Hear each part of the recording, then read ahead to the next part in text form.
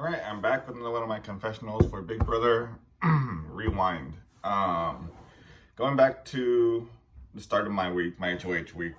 I won the competition and I had to figure out what I wanted to do.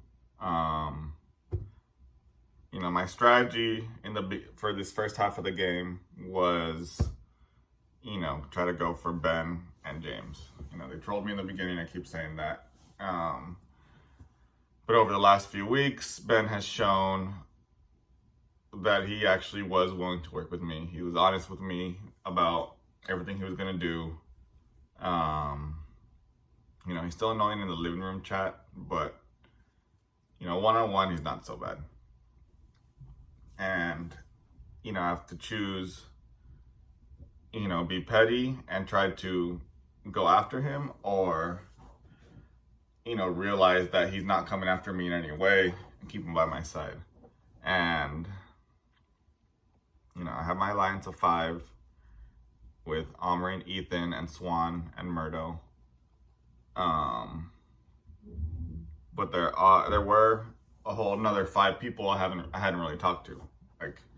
Maybe one message day 1, but besides that, I hadn't talked to anyone. So I let people know, message me, I could save you from the block. There's still a lot of people I haven't heard from. And, no one bit the bait. So I ended up picking Danny and Murray to go on the block. Vito comes around, I don't end up winning. It's a puzzle. I'm mobile, so I can only do so much. But Ethan ended up winning, and he took Murdo down so he could put up Josh and backdoor him. Omri came up with that plan. I wasn't opposed to it. Making little moves here and there, appeasing to Omri, showing him that, I'm willing to do kind of what he wants, but still kind of communicating with my main alliance about any plans I have. James was the biggest threat in terms of competition to my alliance. And I know in the end, it didn't really matter which one of those people on the other side of the house went home. Again, I didn't talk to any of them, and none of them were really making an effort to talk to me. But I put up those 2, and then Josh is the replacement. I ended up talking to the other 2 that hadn't really spoken to me. One being Denise, the other one being Albino. I made small talk here and there. Told Denise that, I love the fact that she is the veto queen. And, I told Albino, hey, I don't want to put you up because you joined the game late. I want you to give you a chance. So hopefully, he'll feel like he owes me or something. But then come the vote, Josh goes home, according to plan.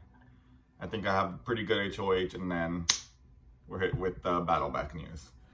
So the next HOH competition was an endurance competition. I love endurance competitions, first of all, but I wasn't able to play being the outgoing HOH. So all I could really do was, sit anxiously. Hopefully, I really thought Josh was going to win his way back into the game, making my HOH mean nothing.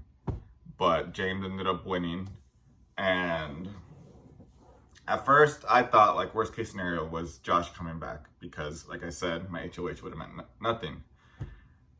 But then James won, and I realized that was worst case scenario, because now both people who pissed me off in the beginning of the game, we're still in the house. I already worked to get one of them out, and then James coming back made me regret not going after Ben, even considering what I said before of him wanting to work with me. But as the hours went on, James was back in the house, and him and Ben are talking as if they really are enemies. And then I found out Ethan convinced James that Ben manipulated him into putting him up. And that's why they're coming after each other. So I thought, fantastic.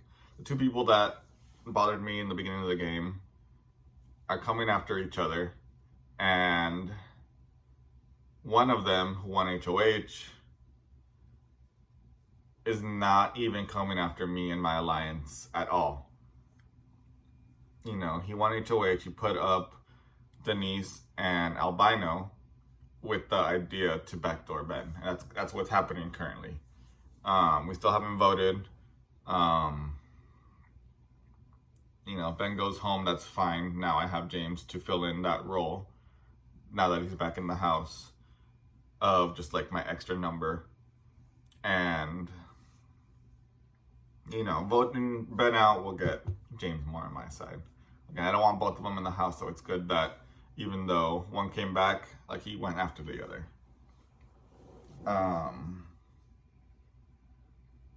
And yeah, everyone in my main 5 alliance is safe.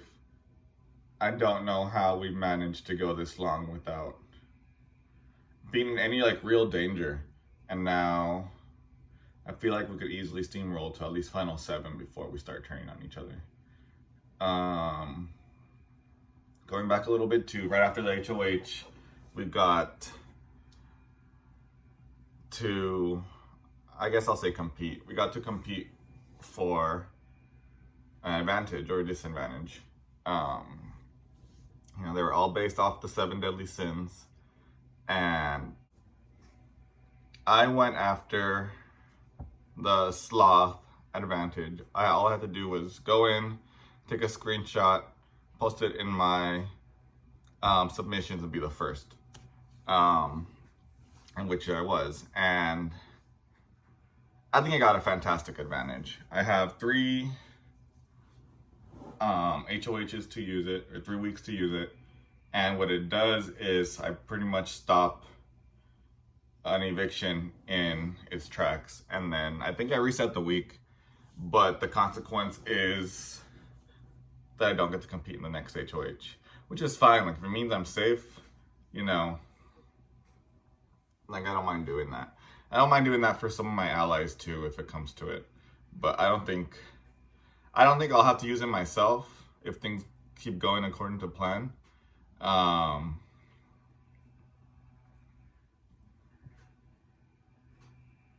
But it's good to know ahead of time that whatever happens that 3rd week is gonna get reset.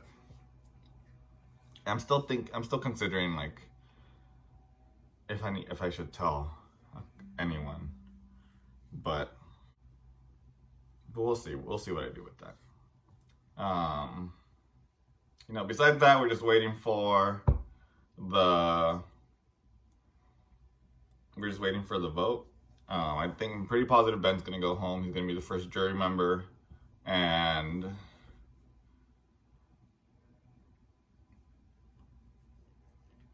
then I need to be careful on the way I vote people out. I don't think